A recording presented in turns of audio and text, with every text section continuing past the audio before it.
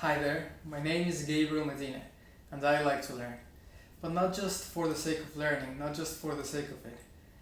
I enjoy when I see people pushing their limits and improving regarding their own skills.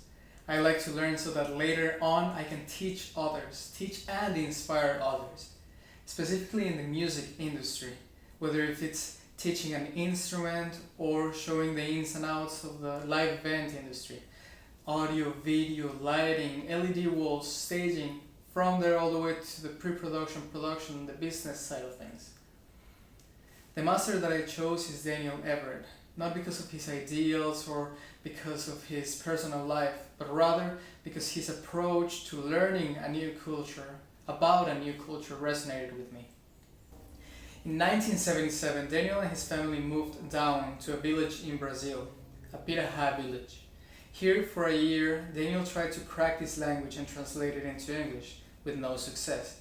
It wasn't until after this year that Daniel had his creative breakthrough. He understood that he had to become like a child and grow in the manners of these people.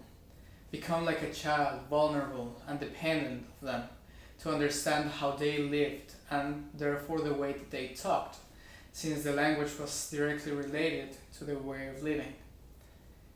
He understood that this language was experiential, depending everything about what they could see. When he came back to the United States and published his findings and theories about the Pirahá experiential language, he received a lot of negative feedback. At first it was very emotionally hard for him, but after he overcame this, it became a positive thing, since he was able to use these weak points that people were pointing out to strengthen and to rethink his arguments. As Green puts it, suffer fools gladly. Everything that was being thrown at him, he was able to use for his improvement. The Bible puts it in James 1, verses 2 through 4. My brethren, count it all joy when you fall into various trials, knowing that the testing of your faith produces patience. But let patience have its perfect work, that you may be perfect and complete, lacking nothing. Lacking no weak points in your arguments, for example. As I said before, the reason that I chose Daniel Everett was because of his approach to learning about a new culture. The way that he became like a child, vulnerable and dependent, to learn this new language.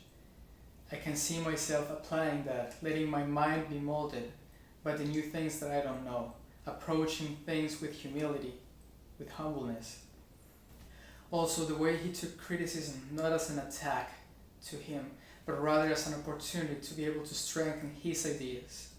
This is something that I want to apply, something that I want to see. When I take criticism, I want to apply it to improve, to become better. The two deadly realities that I can see being an impact on my life if I'm not careful are rigidity and self-obsession. Rigidity because I don't want to stay in the same train of thought that I've always had, and just because something's worked before doesn't mean that's going to work afterwards.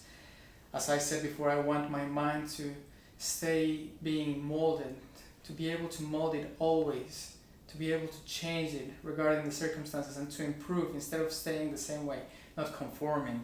However, it's not conformity, rigidity is the one that I thought about. And self-obsession. It says in Philippians 2:4, let each of you look not only to his own interests, but also to the interests of others. I don't want to be selfish in my ways, but rather I want to use everything that I learn for others. Not even thinking about the rewards that I may have, but thinking about the love for others. Thank you very much.